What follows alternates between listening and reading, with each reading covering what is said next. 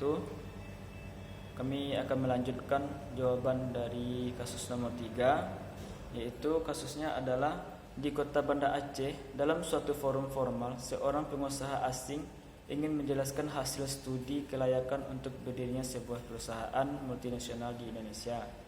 Di tengah-tengah acara presentasi, berkumandang azan untuk sholat zuhur. Beberapa peserta keluar ruangan secara bersamaan, sehingga peserta yang ada dalam ruangan tersebut menjadi semakin berkurang. Pertanyaannya adalah, bagaimana Anda sebagai tuan rumah acara tersebut menanggapi kondisi ini? Ulaslah kasus ini berdasarkan unsur budaya perusahaan. Unsur-unsur budaya perusahaan: 1. Nilai budaya dapat terbentuk disiplin kerja, kreativitas individu, inovasi organisasi, mutu dan produktivitas, kepuasan bersama, profesional, jiwa ikhlas, ramah, kerjasama, menghargai waktu, dan lain-lain. Yang kedua, norma merupakan aturan atau kaidah yang dipakai sebagai tolak ukur bersama atau aturan yang mengikat sebagai panduan dan kendali tingkah laku individu dalam organisasi. Oleh karena itu, seluruh peraturan yang diterbitkan harus dijiwai oleh nilai-nilai budaya perusahaan. Yang ketiga, wewenang perusahaan, kemampuan untuk mengambil keputusan sesuai dengan nilai dan norma yang berlaku. Keempat, jasa atau penghargaan merupakan imbalan jasa yang diberikan secara wajar dan adil, baik bersifat filsafat maupun dan finansial. Sistem pemberian imbal jasa mendorong terwujudnya budaya perusahaan dan tercapainya sasaran.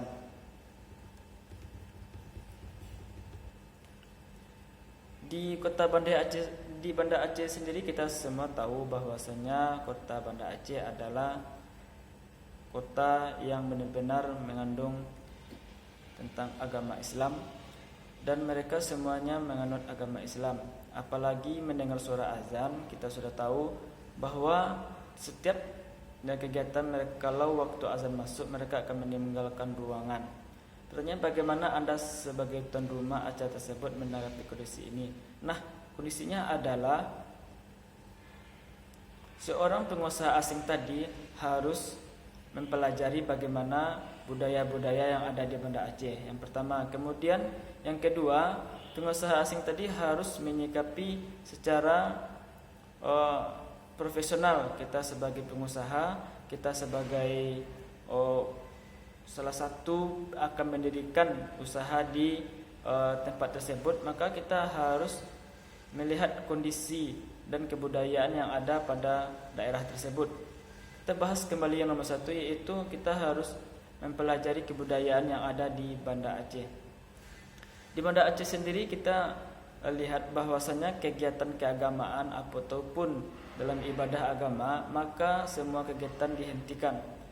Nah, itu harus tahu bahwasanya perusahaan asing tersebut harus menyikapi hal-hal seperti itu. Karena apa? Kalau seandainya kita tidak menyikapi hal tersebut, maka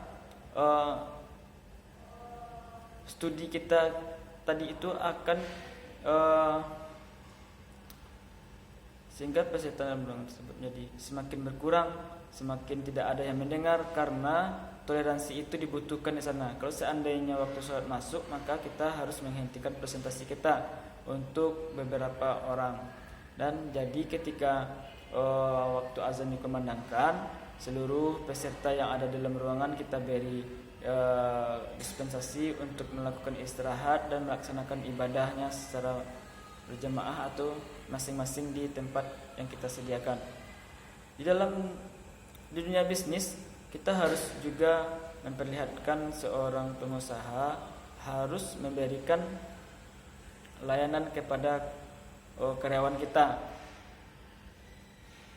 Seperti budaya kita di Aceh, sering kita lihat utamakan sholat.